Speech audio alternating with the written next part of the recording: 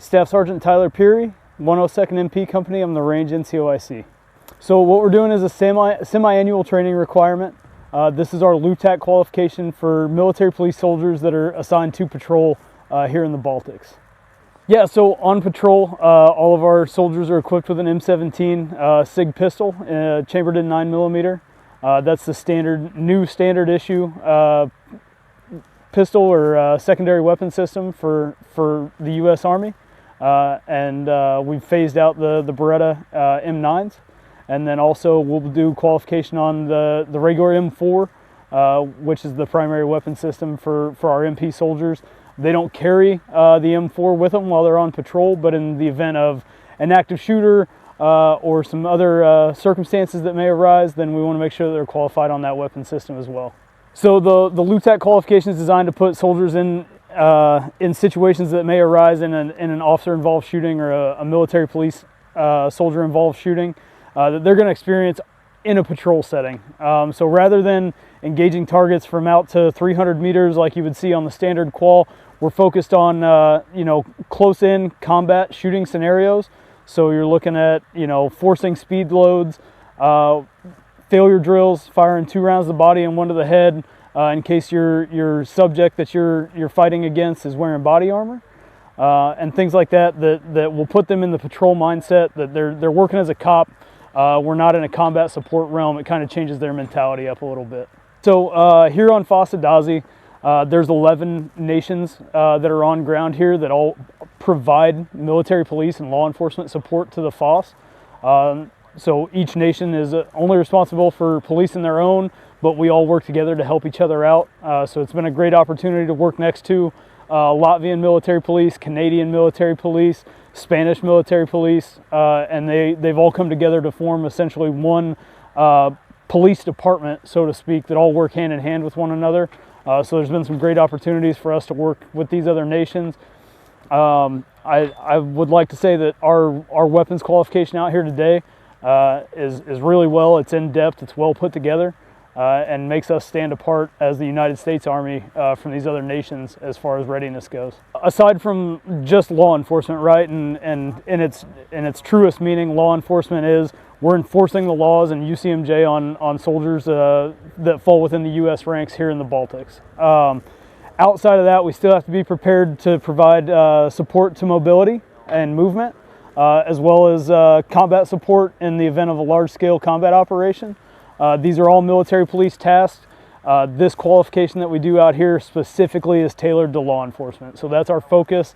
But as far as preparedness and readiness goes, all the soldiers out here, this is their job right now. Next week, their next rotation, their next mob, they may be in an entirely different setting, and they could be geared towards something entirely different, where they're in mounted crew serve gun trucks, and their roles kind of change as the Army needs them. Yeah, for military police specifically, that adaptability is paramount to us because we wear so many hats. We fill into so many roles. Overall, every soldier in the United States military, I feel like, needs to be able to adapt to ever-changing situations. Just because we're in the Baltics right now, if you look at the world scale right now, there's a lot of opportunity that we may go from snow-covered tundra to a tropical environment to back to the desert or whatever the mission requires. I joined the Army Reserves at 17 years old. I've been in for just a little over 18 years now, so I'm on my way to retirement.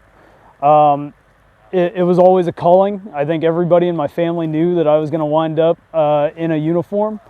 And military police specifically, I always wanted to be a law enforcement officer. So admittedly, this is probably the most difficult mobilization that I've gone on because of wearing both of those hats. My career on the civilian side is very demanding, so it was difficult to leave home and put all that on pause and come over here and do this. But that's the nature of the beast. And when you sign up for things like this and you're under contract and your heart of hearts is leading you to serve your nation, this is what we have to come and do. There's no excuses. There's nothing that I would rather be doing. I mean, I'm sure there's things I'd rather be doing, but the call came and I answered. I mean, that's what all of us signed up to do. It's an all volunteer force. Nobody forced you into this, so if your number comes up and you're up for another mobilization, it's your time to answer the call. That's the debt that we owe the United States Army and specifically in the reserves. It's a hard thing to leave your families. It's a hard thing to leave civilian careers on pause, but this is what we signed up for, and this is what we came out here to do. I mean, it's been a good opportunity to come out here and train.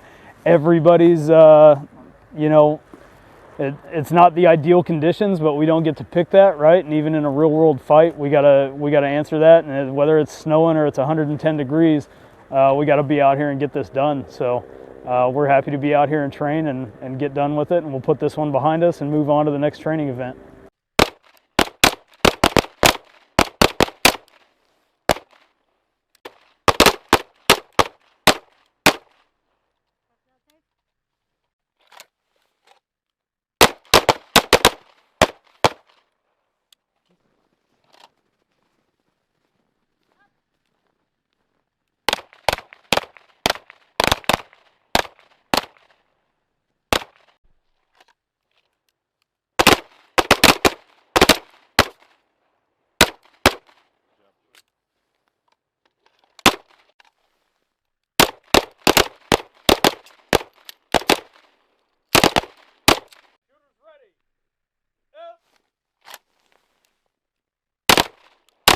Low ready.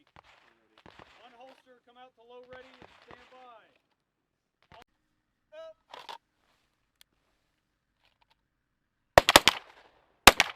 Up.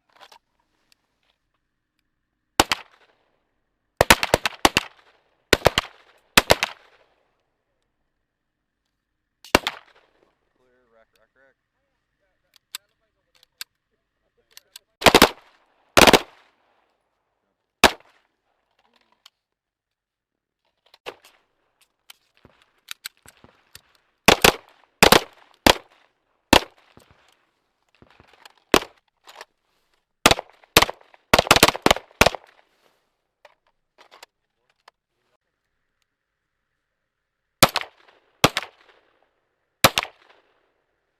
Drop the mag.